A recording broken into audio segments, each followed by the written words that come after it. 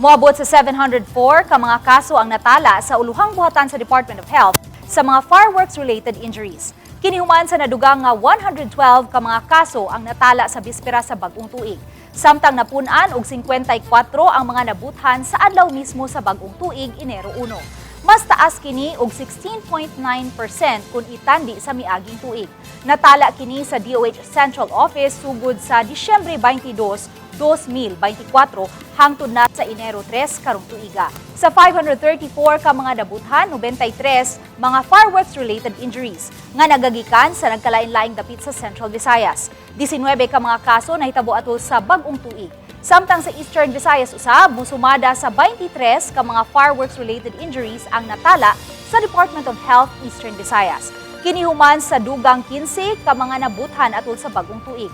Sagad sa mga nabuthan, mga lalaki ug mga nanag-edad ug 11 ngadto sa 20 anyos.